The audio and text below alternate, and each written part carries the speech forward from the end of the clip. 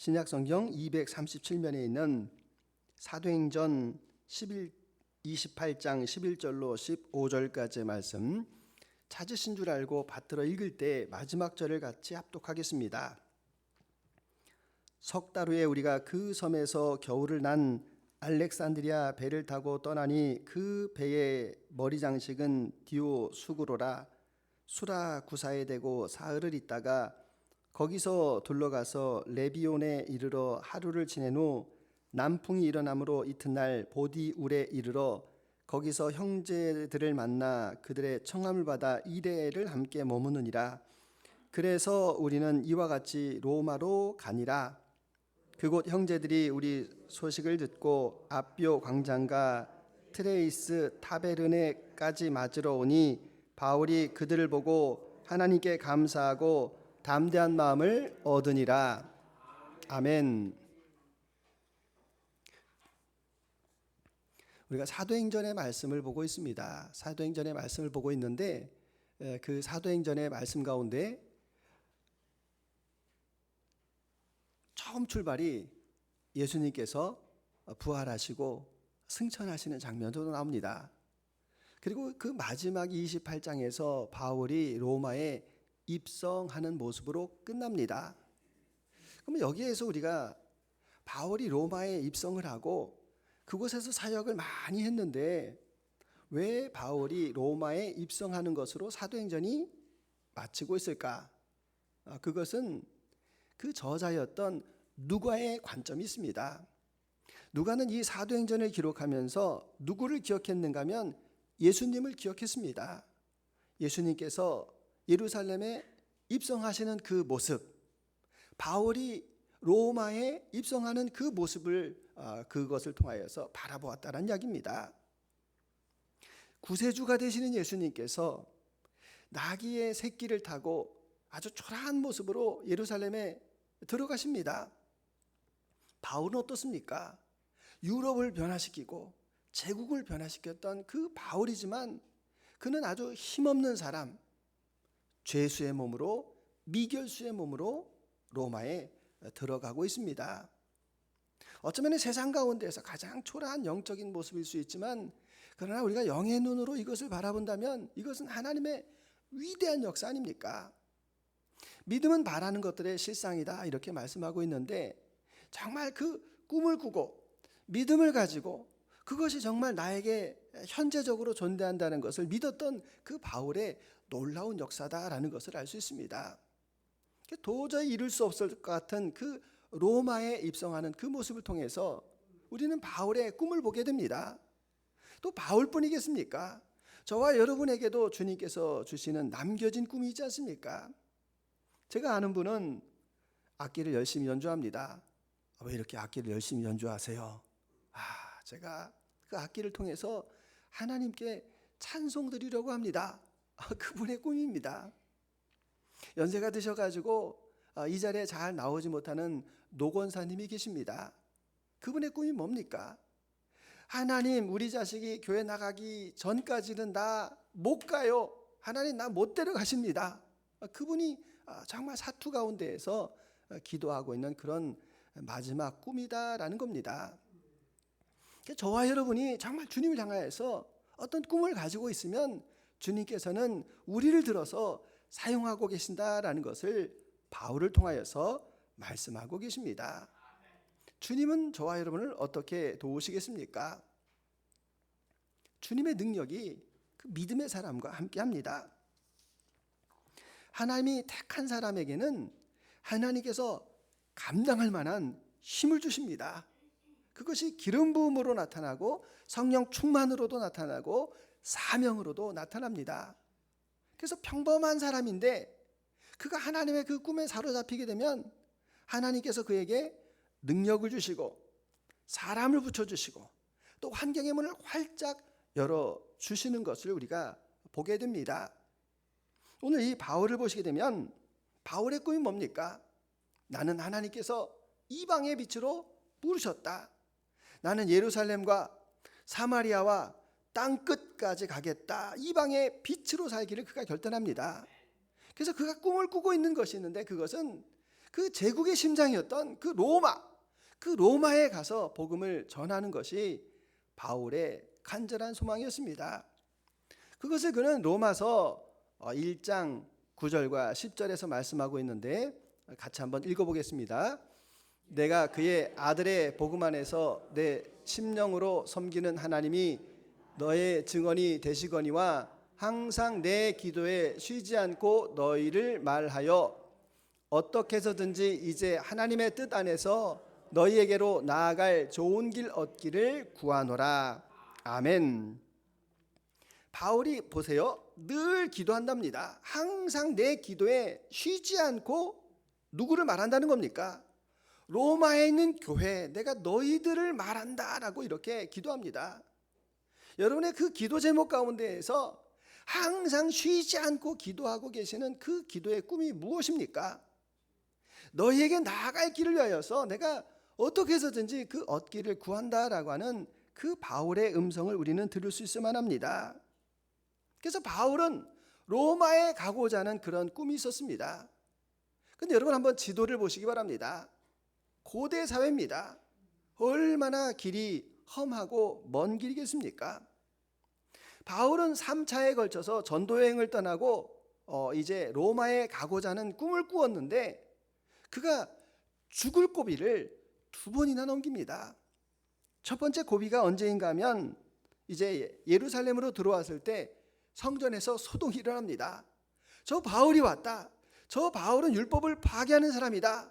그래서 바울을 죽이고자 하는 시도가 나타나는데 내가 바울을 죽이기 전까지 먹지도 않고 마시지도 않겠다라고 하는 그 자결단이 40명이 서원을 합니다. 여러분, 한 명만 죽인다라고 해도 마음이 두려운데 40명이 내가 바울을 죽이겠다라고 하는 그러한 시도가 있었다라는 겁니다. 그 암살단의 계획으로 인해서 그들의 계획은 바울이 이렇게 거리로 나오면 매복하고 있다가 급습하여서 죽이려고 하고 있습니다. 자, 그것을 참 신기하게도 성경에서 딱 한 번 등장한 사람이 있는데 바울의 생질이 그 음모를 들었습니다. 그래서 그것을 바울에게 이야기합니다. 바울이 그것을 자기에게 좋은 감정을 가지고 있는 백부장에게 말합니다.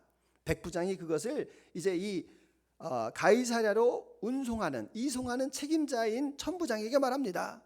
천부장이 딱 듣고 뭐라고 얘기하는가 하면 그래, 그러면 보병 200, 말을 탄 기병 70명, 그리고 창을 든 창병 200명, 도합 470명의 호위대를 만들어 가지고 예루살렘으로부터 가이사랴까지 바울을 안전하게 이송을 합니다. 한 죄인을 위해서 하나님께서 470명이라고 하는 그 공권력을 동원하셔서 그를 지키고 있다라는 말입니다. 자, 가이사랴에 갔습니다. 로마의 본진이 있는 가이사랴에 갔는데 사실 좀 쉽게 살려면 예루살렘에 가서 재판받으면 됩니다. 그런데 바울의 꿈은 로마로 가는 겁니다. 나는 황제 앞에서 재판을 받겠다. 그래서 이 배를 타고 저 항로대로 이 아드라 묻데노라는 배를 타고 이제 가고 있는데 이제 겨울철이라서 지중해 엄청난 태풍이 불어가지고 유라굴로라는 그 광풍으로 인해 가지고 14일을 이게 사는 건지 죽는 건지 엄청난 폭풍우에 시달리게 됩니다.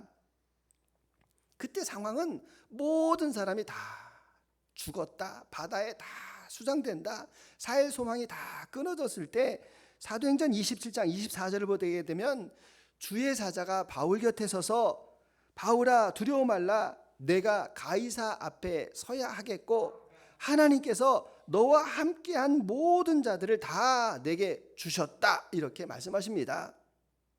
그 약속의 말씀을 받았는데 결국은 배가 파선합니다. 배가 박살이 나고 거기에 있는 사람들이 전부 이제 저기 보이는 육지까지 이제 수영을 해서 이제 가게 되는데 그때 가만히 생각해 보니까 로마의 병사들이 아니 여기 있는 죄수들 저기 가다가 반란을 일으킬지 도망을 갈지 알게 뭡니까? 그래서 차라리 여기서 죽여버리자 이렇게 생각을 했을 때 그 선장이었던 그 백부장이 바울을 끔찍하게 아낍니다. 이 사람이 하나님의 사람이라는 것을 그는 알았고, 죄수들에게 절대로 손을 대지 말고 각자 살아서 헤엄을 쳐서 육지에 도달하자 해서 헤엄을 쳐서 276명이 다 살아나게 되는 그런 역사의 과정을 사도행전에서는 말씀하고 있습니다. 그런데 여기에서 보시게 되면 그 음모가 있었음에도 불구하고 그 음모를 듣게 하시고, 그리고 보호대를 만들게 하시고, 그리고 파산의 상태에서도 바울을 살리고자 하는 그 몇몇의 사람들의 그 역사가 뭡니까? 이거 기적이라고 말하지만 여러분, 그것은 기적이 아니라 하나님의 섭리와 보호하심이라는 것입니다. 저와 여러분의 그 인생의 길을 지나왔는데 그 순간순간마다 고비가 있었는데, 그때마다 알 수 없는 사람이 나타나고 어떤 도움의 손길이 나타나서 저와 여러분이 이제까지 살아오고 여기에서 예배를 드릴 수 있는 그 모든 것이 다 하나님의 은혜다라는 것을 우리는 고백할 수밖에 없습니다. 신앙인이 도대체 어떤 사람입니까? 신앙인은 이 세상에 흘러가는 이 모든 것이 다 하나님의 역사입니다. 하나님의 주권 아래 있습니다 라고 고백하는 사람들이 신앙인이고 믿음의 사람입니다. 그래서 바울의 소원을 두고 행하시는 그 하나님의 역사가 오늘 이 사도행전 가운데 나타납니다. 그러면 우리는 여기서 한 가지 생각하게 되는 거, 하나님 꽃가마 타고 가면 안 돼요? 좀 고급 리무진 타고 가면 안 됩니까? 어차피 로마 가가지고 좋은 일 하겠다는데 왜 그렇게 두 번이나 죽을 고생시키고, 하나님 이게 뭡니까? 우리 이렇게 말할 수도 있습니다. 여러분 어떻게 생각하십니까? 아니 로마 가면 되지, 왜 그렇게 하나님께서는 그냥 짜글짜글하게 이렇게 고생을 시키는가? 이런 생각을 할 때가 사실은 있습니다. 여러분, 이 고통과 결핍이라고 하는 것은 하나님의 은혜입니다. 왜 그런가 하면 땅이 비옥한 곳에서는 사람들은 다 나약해집니다. 우리나라가 왜 이렇게 열심히 삽니까? 부존자원이 있습니까? 조상으로부터 물려받은 그 문화유적 전쟁으로 해서 다 파괴가 되고, 그럼에도 불구하고 우리는 그 악착같이 살아가지고, 여러분 이 비옥한 곳이 아니지만 열심히 살아온 것이 우리 대한민국의 과거 현재의 모습 아닙니까? 그래서 이 불구덩이에서 도자기가 나오는 겁니다. 그렇기 때문에 고난이 있을 때 그 사람의 인생의 가운데에서 탄성과 복원력이 생기는 겁니다. 우리가 잘 아는 슈바이처라는 분을 다 아실 겁니다. 이분이 24살에 대학교 교수가 됩니다. 24살에 대학교 교수가 됐습니다. 근데 어느 날 집에 우체통함에 어떤 서신이 하나가 왔는데, 그것이 자기 건 줄 알고 열어봤는데 사실은 옆집 건데 자기가 열어봤습니다. 그랬더니 거기에 아프리카의 어려운 상황이 기록이 되어 있습니다. 그때 처음으로 이렇게 아프리카에 사람이 살고 있는데 너무 힘들구나라는 것을 깨닫고 그 마음 가운데 이렇게 불이 일어납니다. 그래서 그것을 위해서 기도하는 가운데 하나님께서 그에게 말씀을 주시는데, 마가복음 8장 35절의 말씀을 주십니다. 누구든지 자기 목숨을 구원코자 하면 잃을 것이요, 누구든지 나와 복음을 위하여 자기 목숨을 잃으면 구원하리라. 하나님의 그 놀라운 역설의 말씀을 그가 듣습니다. 그리고 26살에 결단합니다. 그래서 그 사람은 대학교 교수직을 버렸고, 세계적인 파이프 오르간 연주자의 자리도 버렸고, 그리고 의사가 되어서 그가 랑바레네라는 아프리카 지역으로 갑니다. 뱀도 많고 악어도 많은 그런 지역이었습니다. 거기에서 의료시설이 없는 곳에서 의료봉사를 하면서 그곳에서 계속 생활을 합니다. 행복했겠습니까? 즐거운 일만 있었겠습니까? 하루는 너무 힘들어가지고 슈바이처 박사가 이런 이야기를 합니다. 왜 내가 여기 와서 이 야만스러운 사람들과 함께 이렇게 고생을 해야 되는가? 투정을 했다고 합니다. 뭐 그럴 수 있지 않습니까? 그랬더니 통역을 하는 사람이 이렇게 이야기합니다. 선생님이 자기를 바보 같다라고 말했는데 세상에서는 바보가 맞는 것 같습니다. 그런데 하나님 나라에서는 그렇지 않습니다. 그 말에 위로를 받았습니다. 그리고 60평생을 그 아프리카의 등불로 그가 사역을 합니다. 믿음의 사람에게도 이와 같은 고난은 있습니다. 다 이해할 수 없고 견딜 수 없는 그 어려움들도 있습니다. 그러나 지나온 시간들의 그 구비구비 상황을 보게 되면 이것은 하나님의 은혜가 아니고는 이루어질 수 없다라는 그런 믿음이 우리 안에 있지 않습니까? 그것을 우리가 안다면 주님의 능력을 믿고 나아가는 것입니다. 여러분, 우리가 기도가 이루어졌다라고 말하는 것 가운데는 모든 고난까지 다 포함되어 있다는 겁니다. 그 고난을 뚫고 주님께서 보호하심과 위로하심 가운데 저와 여러분을 지키고 계심을 믿으실 수 있기를 바랍니다.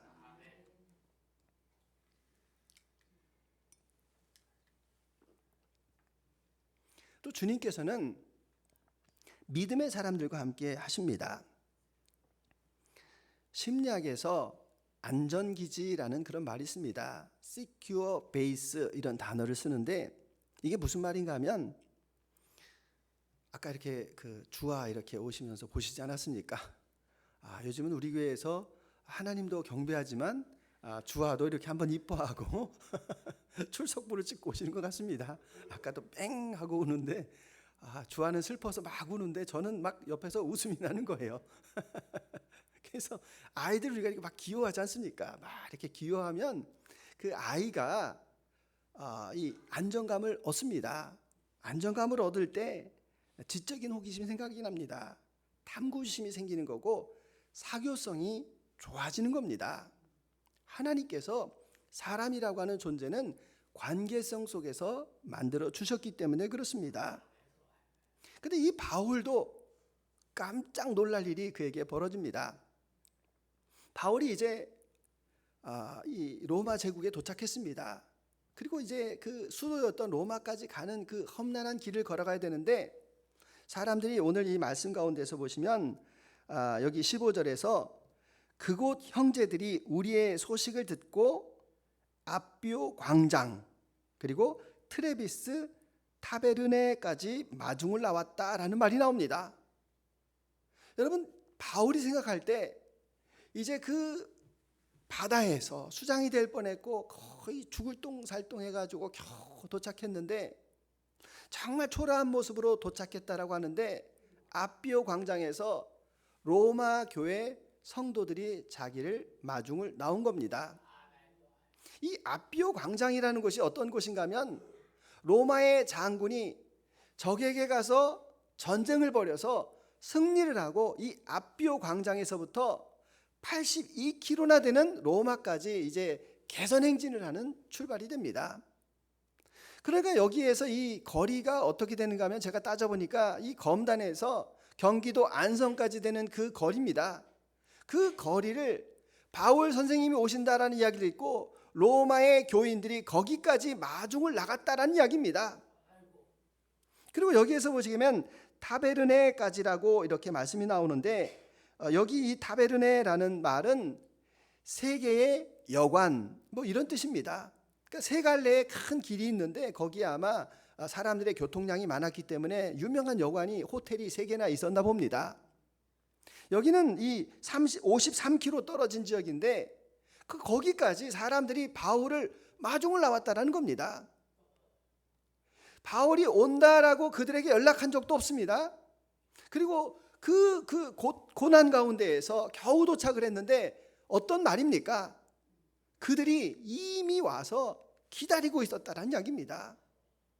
푸틴이 그 평양에 그 공항에 왔을 때 우리 그 김정은 이분이 뭐 밤새도록 이렇게 기다린 뭐 이런 게 아니라 시간을 알지 못하여서 바울 선생이 온다라는 그 이야기를 듣고 그들이 몇 날 며칠을 진을 치고 그곳에서 기다리고 있었다는 이야기입니다.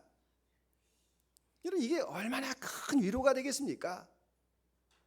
자, 왜 이 바울에게 이와 같은 은혜가 임하고 있는가? 바울은 선교행을 하는 가운데에서 이제 이 고린도 지역에서 머물게 됩니다. 그리고 나서 이 로마의 교회가 생겼다라는 이야기를 듣고 그 로마 교회를 향하여서 로마서를 거기에서 기록을 해가지고 자기의 그 여자 제자였던 베베에게 그 편지를 가지고 가라고 이야기합니다. 그 베베라는 사람도 대단한 사람인데 여자의 몸으로 그 서신을 가지고 그 먼 길을 고린도에서 로마까지 그것을 전합니다. 그러니까 바울에게도 그 로마 교인을 사랑하는 그 열망이 있었고, 로마 교인들도 바울이 자신들을 위하여서 기도하고 이와 같이 서신을 보낸 것에 대해서 감사하여서 기다리는 그런 마음이 있었다라는 겁니다. 여러분, 이 로마라는 곳을 잘 생각해 보시게 되면 제국의 수도였습니다. 그래서 거기에는 많은 사람들이 모이게 되는데 대도시였기 때문에 출세하고 싶은 세상의 귀족들도 다 모여 있고, 장사를 하겠다라고 하는 이교도들도 다 모여 있고, 그리고 전 세계에서 끌려온 로마의 그 노예들도 다 모여 있고, 사람들이 전부 모여든 게 뭡니까? 출세를 위하여서, 아니면 억지로 이렇게 갔지만 그 로마에 있는 그리스도인들은 자발성을 가지고 그 로마에 모였다라는 겁니다. 우리가 잘 아는 것처럼 그 사도행전 10장의 그 고넬료 이야기 다 아시지 않습니까? 베드로를 만나서 성령 세례를 받고 로마로 갔습니다. 아마 이 고넬료에 의하여서 이 로마 교회가 처음으로 시작됐을 것이다 라고 우리는 짐작을 해볼 수가 있습니다. 기대하지 않은 환대가 성경에는 곳곳에서 나옵니다. 우리가 잘 알고 있는 그 엘리야 이야기 잘 보시면 3년 반의 가뭄이 있습니다. 가뭄이 어디 가서 먹을 게 있겠습니까? 하나님께서 사르밧으로 가라 말씀하십니다. 근데 사르밧은 사실 가기가 껄끄럽습니다. 이방 지역이었고, 그리고 그 악행을 일삼는 이세벨의 고향이 그쪽입니다. 순종해서 거기에 갔을 때 하나님께서 사르밧 과부를 예비하셔서 엘리야에게 공개하게 하시고, 그 과부의 그 큰 믿음이 축복으로 오는 것을 우리가 다 알고 있습니다. 또 이 아합과 그 이세벨의 그 악행으로 인하여서 제사장들이 북이스라엘에서 다 죽어가는 그런 때입니다. 그 죽음의 때에 하나님의 사랑을 받은 자, 그리고 아합의 관리였던 오바댜라는 그 관리가 제사장을 50명씩 동굴에 이렇게 피신하게 해가지고 하나님의 제사장에게 먹을 것을 공급함으로 그 어려운 시간을 극복하고 있는 놀라운 모습을 우리에게 보여주고 있습니다. 이와 같은 것이 무엇입니까? 그것은 바로 하나님께서는 합력을 통하여서 하나님의 선한 일들을 감당하게 하십니다. 그래서 저와 여러분들이 세상을 살아갈 때에 하나님의 그 보응의 원리가 있습니다. 하나님의 보응의 원리라고 하는 것은 무엇인가 하면 우리 각 사람이 심은 대로 거두게 하십니다. 갈라디아서 6장 7절에 보시게 되면 사람이 무엇을 심든지 그대로 거두리라라고 말씀하십니다. 그래서 이 육신으로 심은 사람은 그 육신 가운데에서 썩어질 것을 구하게 된다, 얻게 된다라고 말씀하시고, 성령으로 심는 자는 성령에 의하여서 영생을 얻게 된다라고 말씀하시고, 9절에서 선을 행할지니 낙심하지 말라, 때가 이름에 거두리라고 주님께서 약속을 하고 계십니다. 그 하나님의 그 원리가 무엇입니까? 하나님의 그 원리를 시편에서 우리에게 분명하게 말씀하고 계시는데, 여러분 같이 한번 읽어보겠습니다. 자비로운 자에게는 주의 자비로우심을 나타내시며 완전한 자에게는 주의 완전하심을 보이시며 깨끗한 자에게는 주의 깨끗함을 보이시며 사악한 자에는 주의 거스리심을 보이시리니 아멘. 여러분, 그 심령이 깨끗한 자에게 하나님께서 깨끗한 것으로 보여주신다는 겁니다. 그러나 사악한 자에게는 하나님의 그 거스림으로 하나님께서 역사하신다라는 것을 우리에게 분명하게 말씀을 하고 계십니다. 그래서 여러분, 우리에게 필요한 것이 무엇인가 하면은 이러한 마음을 가지고 서로의 그 관계성에 대해서 말씀을 하고 계십니다. 이 관계성이라고 하는 것은 무엇인가 하면 너와 내가 만나서 서로 영향을 주고받는다라는 말입니다. 이것을 역사학자였던 르네 지라르라는 분은 모방 욕망이다 이렇게 말합니다. 사람에게는 모방 욕망이 있다는 겁니다. 꼬마 아이를 외할머니 댁에 보냈습니다. 그랬더니 그 외할머니 댁에서 이 아이가 잘 지내다가 집에 오더니 갑자기 책이 있으니까 책을 딱 펼치더니 이렇게 흔들면서 뭐 하는 겁니까? 내 주를 가까이 하게 함은 아멘. 이 꼬마애가 이러는 겁니다. 그 뭡니까? 걔가 할머니가 찬송가 부르는 거 본 겁니다.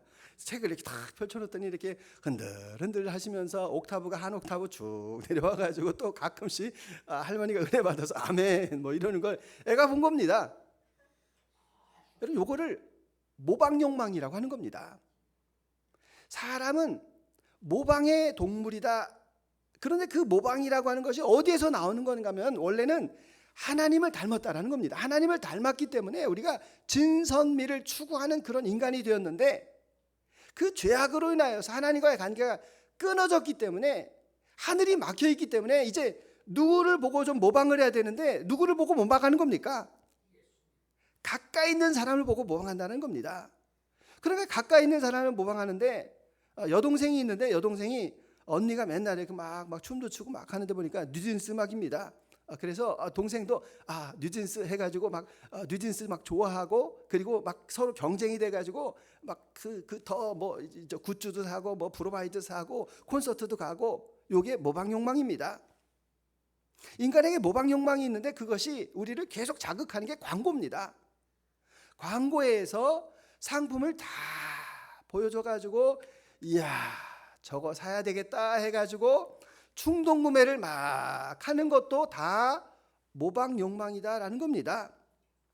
그 모방 욕망 때문에 경제가 살아나고 내가 활력 있는 것처럼 보이는데 여러분 반드시 분명한 것이 한 가지가 있는데 사람을 모방해서는 결코 하늘이 열리지 않는다라는 사실입니다.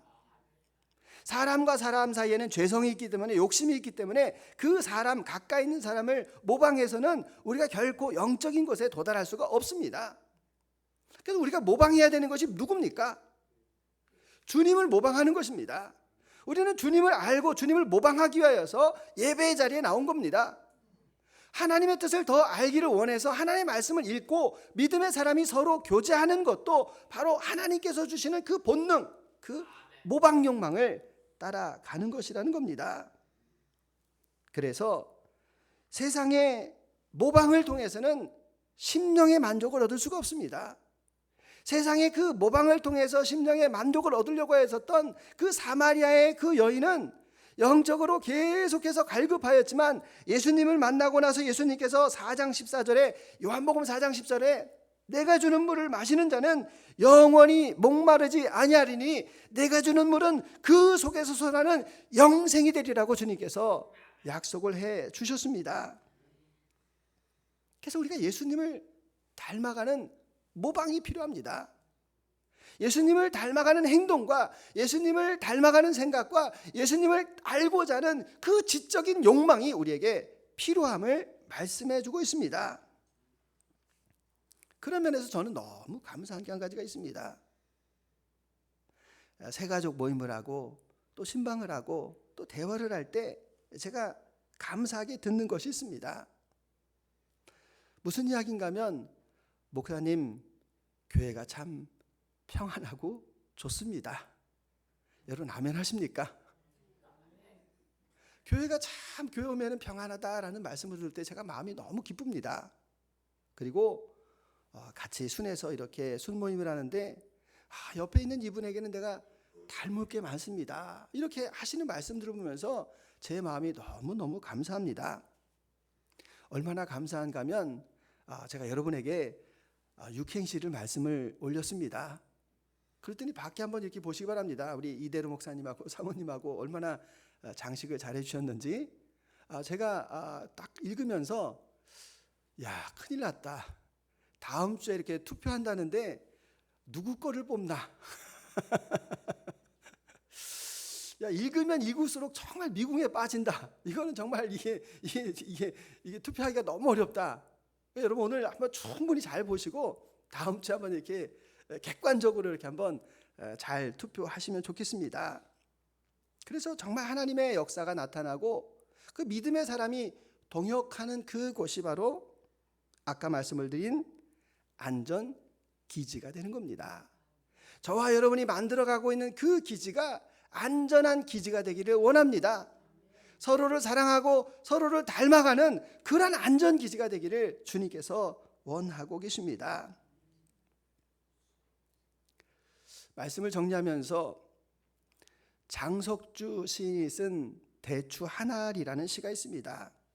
대추를 딱 보면서 이분이 시를 썼는데 저게 저절로 붉어질 리가 없다.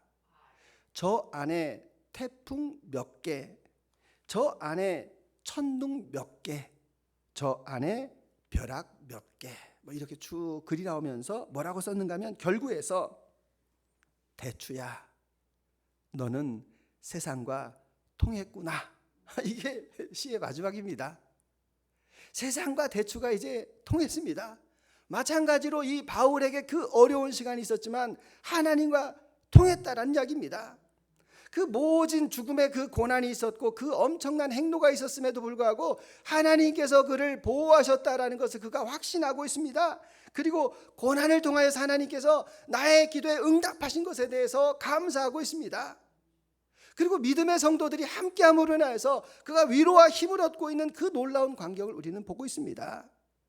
바울에게 로마의 교우들이 있었습니다. 로마 교우들은 바울의 지도함이 있었습니다. 저와 여러분들도 마찬가지 아닙니까? 우리를 우리가 되게 하셨습니다. 꿈이 있는 우리가 되게 하셨습니다. 이 안에서 주님을 닮아가는 것입니다. 주님을 더 모방하는 것입니다. 그리고 안전기지가 되어서 이제 내게 받은 그 사랑, 내게 넘치는 그 사랑을 여러분의 가정 가운데에서, 일터 가운데에서 만나는 사람을 통하여서 증거하며 살아가실 수 있는 저와 여러분 모두가 다 되시기를 주님의 이름으로 축원합니다. 주님 감사합니다. 꿈에 그리던 로마에 입성합니다. 이것은 바울의 소망이었지만 그 소망을 통하여서 그를 연단하시고 소원의 항구로 인도하시는 하나님의 귀한 뜻임을 우리도 압니다. 주님, 나에게 무슨 꿈이 있습니까? 내가 이제 남은 생애 가운데에서 주님을 위하여서 어떻게 살아가야 됩니까? 바울과 같이 하나님의 능력을 전적으로 의지하게 하시고 믿음의 성도들과 함께하는 그런 귀한 역사가 나의 장중에, 나의 남은 생애 가운데, 나의 역사 가운데 넘쳐나게 하여 주시옵소서. 감사드리며 예수 그리스도의 이름으로 기도드립니다. 아멘.